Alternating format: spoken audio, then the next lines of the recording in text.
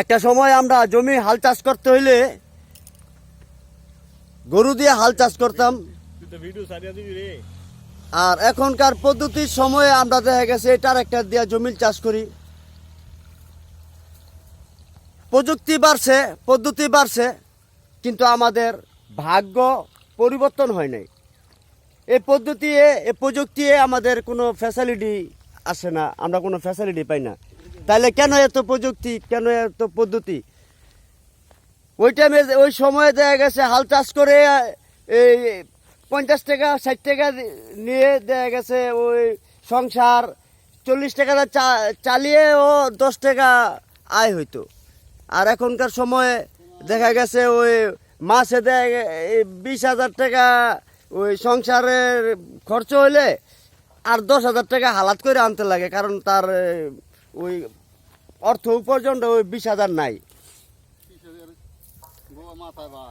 এই যে আমার কৃষক ভাই বলতেছে কৃষকের গোয়ায় মাথায় বাস, মানে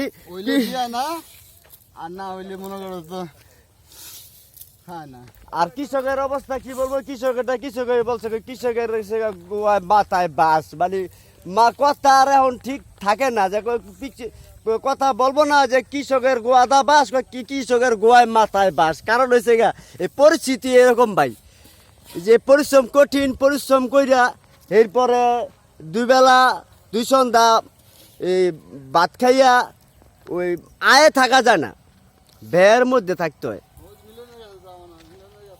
মিলনের কাছে যাবো, মিলন এই যে মিলন এসে এই করতেছে, দানা বুনতেছে না সার চাষ দিতেছে, বুন দিতেছে দানা কেচার ওষুধ এই যে আমাদের মিলন ভাই।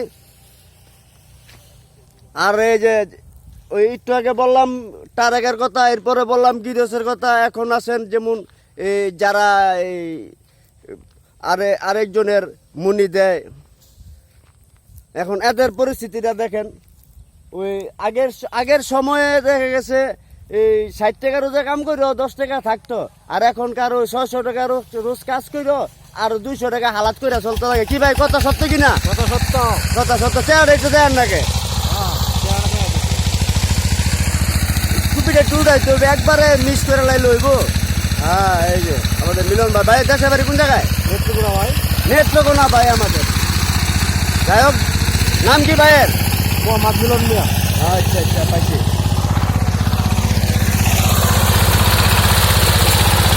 চাষ হবে, চাষ হবে।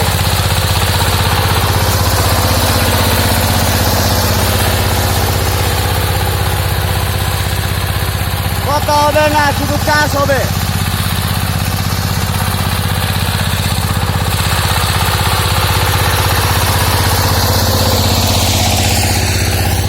এদিক দিয়া চাষ হইতেছে, এদিক দিয়া কেঁচার ওষুধ বুনতেছে, ওদিক দিয়া সার বুনতেছে।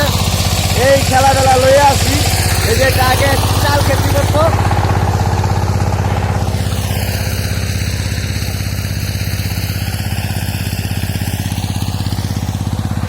এই বাইরের দিকে চান নাকি আপনি? বাইরে দেখাবো না।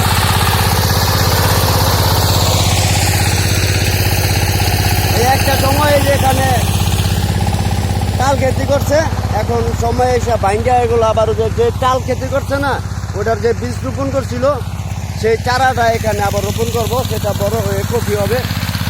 মাশাআল্লাহ, আমরা এই কামু লগে দোকানে বেচবো।